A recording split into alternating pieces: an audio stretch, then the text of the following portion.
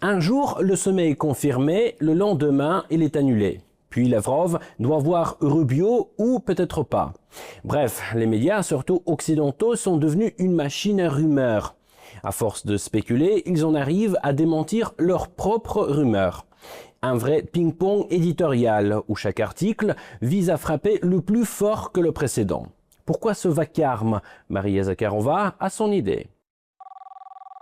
Selon une de mes hypothèses, toute cette histoire de cirque médiatique, comme je l'ai appelé hier, lorsqu'on propage des intox, puis on les dément, puis on les confirme, et enfin on les réfute, etc., il est fort probable que cela soit fait pour soutenir Zelensky par des moyens médiatiques, afin qu'il ait du soutien dans l'espace informationnel au sein de l'Ukraine. Alors remettons un peu d'ordre dans ce chaos. Commençons par ce fameux entretien entre Lavrov et Rubio. Selon Reuters, la rencontre devait avoir lieu le 23 octobre.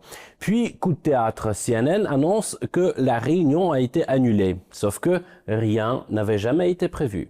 Il n'y a pas d'accord à ce sujet. Par conséquent, je mets en garde quiconque qui commencerait à écrire sur l'annulation de quoi que ce soit de ne pas le faire. Et ce n'est pas fini. Dans le même article, CNN affirme que le sommet Trump-Poutine lui-même aurait été mis de côté. Motif, Moscou resterait trop inflexible. Et Rubio, dit-on, n'aurait pas recommandé la rencontre. Mais là encore, un détour par les sources officielles suffit à calmer le jeu. Moscou et Budapest poursuivent les préparatifs. Et côté américain, Trump reste clair. Rien n'est annulé. Pourquoi avez-vous pensé que le sommet de Budapest serait une perte de temps? Je n'ai rien dit. Je n'ai pas dit que ce serait le cas. On ne sait jamais ce qui peut arriver. Beaucoup de choses se passent actuellement sur ce front, avec cette guerre, avec l'Ukraine et la Russie. Nous vous informerons au cours des 2 jours à venir de ce que nous faisons.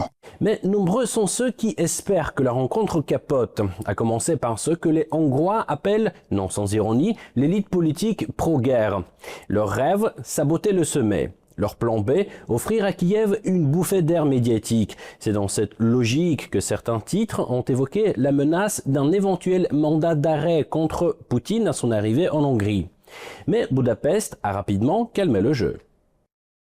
Quand le président Poutine s'est rendu cet été aux États-Unis, il n'a pas été arrêté. S'il se rend en Hongrie, il ne le sera pas non plus. L'idée même du sommet irrite en Europe. Le Financial Times ne s'en cache pas, avec un titre qui résume tout. Le sommet Trump-Poutine à Budapest déstabilise l'Europe.